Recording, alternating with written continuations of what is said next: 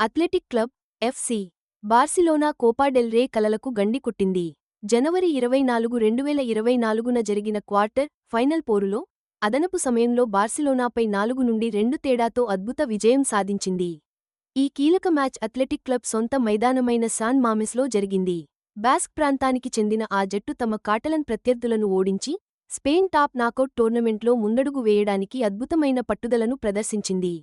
Match విషయానికి వస్తే athletic club తరఫున గోర్కా గురుజటా, ఒయిహాన్ సాన్సెట్ గోల్స్ కొట్టగా, బార్సిలోనా తరఫున లెవాండోస్కీ, లామిన్ యమల్ గోల్స్ సాధించారు. దీంతో మ్యాచ్ 90 నిమిషాలు దాటి అదనపు సమయానికి వెళ్లాల్సి వచ్చింది.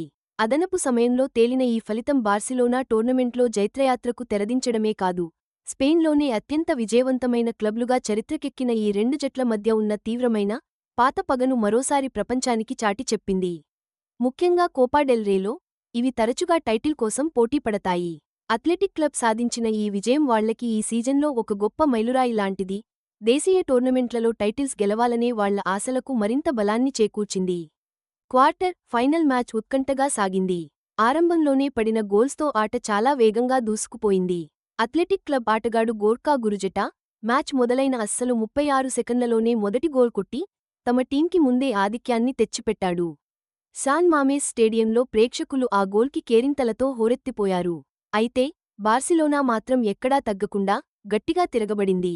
రాబర్ట్ లెవాండోస్కీ ఒక సమం చేసే గోల్ కొట్టాడు. ఆ వెంటనే సంచలనం సృష్టించిన యువ ఆటగాడు లామిన్ యమల్ అదిరిపోయే గోల్ సాధించి ఆటని పూర్తిగా తమ వైపు మలుచుకున్నాడు.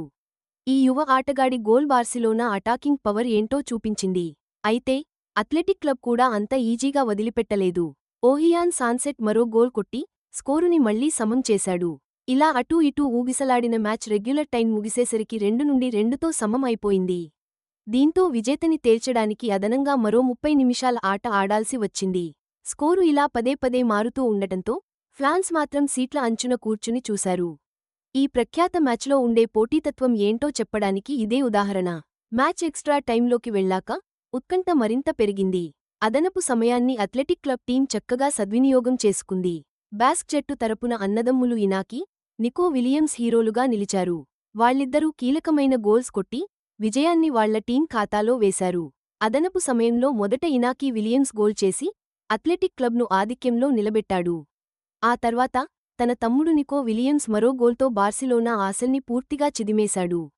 స్కోరు 4-2కి కోపా డెల్ రే నుండి ఆ కాటలాన్ దిగ్గజాల ప్రయాణానికి తెరపడింది. అన్నదమ్ముల ఈ గోల్స్ ప్రదర్శన జట్టు పోరాట స్ఫూర్తిని, టోర్నమెంట్లో ముందుకెళ్లాలనే వాళ్ల పట్టుదలను స్పష్టం చేసింది. బార్సిలోనాకు ఈ ఓటమి నిజంగా మింగుడుపడనిదే. ఒక కీలకమైన టోర్నమెంట్ నుంచి వాళ్లు బయటకి వెళ్లిపోవడమే కాదు, మిగిలిన లా లిగా, యుఎఫా ఛాంపియన్స్ లీగ్ సీజన్లపై కూడా ఒత్తిడిని పెంచింది. ఈ గెలుపుతో నాకౌట్ పోటీల్లో అథ్లెటిక్ క్లబ్ ఒక ప్రమాదకరమైన ప్రత్యర్థి అని మరోసారి నిరూపించుకుంది. లా లీగాలో వాళ్ల గత మ్యాచ్తో పోలిస్తే ఈ కోపా డెల్ రే పోరు అస్సలు పోలిక లేకుండా చాలా భిన్నంగా సాగింది. 2023 అక్టోబర్ 22న ఎస్టాడి ఒలింపిక్ లూయిస్ కంపానిస్ స్టేడియంలో ఎఫ్సి బార్సిలోనా అథ్లెటిక్ క్లబ్తో తలపడి కష్టపడి 1-0 గోల్స్ తేడాతో గెలిచింది. ఆ లీగ్ మ్యాచ్ మార్క్ గూయూ చివరి నిమిషంలో కొట్టిన గోల్తోనే తేలిపోయింది. దేశీయ లీగ్లో ఎంతటి బలమైన ప్రత్యర్థులనైనా బార్సిలోనా ఎలా కష్టపడి ఓడించగలదో ఈ మ్యాచ్ స్పష్టంగా చూపించింది. అయితే లీగ్ మ్యాచ్లో బార్సిలోనా గెలిచినా కోపా డెల్ రే మ్యాచ్లో అథ్లెటిక్ క్లబ్ సొంత మైదానంలో నాకౌట్ ఫార్మాట్లో తమ సత్తా ఏంటో గట్టిగా చూపించింది. ఒకే సీజన్లో జరిగిన ఈ రెండు మ్యాచ్లే ఈ జట్ల మధ్య పోటీ ఎంత డైనమిక్గా, అనూహ్యంగా ఉంటుందో స్పష్టంగా తెలియజేశాయి. పోటీని బట్టి, సొంత మైదానం అడ్వాంటేజ్ను బట్టి ఫలితాలు ఎలా అమాంతం మారిపోతాయో చూసాం కదా. ఈ రెండు జట్ల మధ్య ఉన్న చారిత్రక వైరం కూడా ప్రతి పోరుకు ఒక ప్రత్యేకమైన ఉత్సాహాన్ని, ఉత్కంఠను జోడిస్తుంది. అథ్లెటిక్ క్లబ్ ఎఫ్సి బార్సిలోనా మధ్య పోటీ స్పానిష్ ఫుట్బాల్లో చాలా పాతది, చాలా పేరు పొందింది. ముఖ్యంగా కోపా డెల్ రేలో దీని గురించి ఎక్కువ మాట్లాడుకుంటారు. ఈ రెండు క్లబ్లకి టోర్నమెంట్లో అద్భుతమైన చరిత్ర ఉంది. అవి తరచుగా ఫైనల్లో తలపడతాయి. అత్యధిక కోపా డెల్ రే టైటిల్స్ గెలిచిన రికార్డు బార్సిలోనా పేరిట ఉండగా, రెండో స్థానంలో అథ్లెటిక్ క్లబ్ ఉంది. ఈ రెండు జట్ల మధ్య జరిగే పోరుకు ఎప్పుడూ ఒక ప్రత్యేక చారిత్రక విలువ ఉంటుంది. అభిమానులకు అది ఎంతో ఉద్వేగాన్ని ఇస్తుంది. జనవరి 2024లో జరిగిన క్వార్టర్ ఫైనల్ మ్యాచ్ ఈ వారసత్వాన్ని మరింత బలపరిచింది. వాళ్ల సుదీర్ఘ ఫుట్బాల్ చరిత్రలో మరొక గుర్తుండిపోయే అధ్యాయాన్ని చేర్చింది.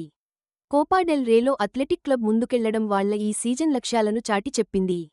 స్పానిష్ టాప్ టీంలకు పోటీ ఇవ్వగల సత్తా వాళ్లకి ఉందని నిరూపించింది.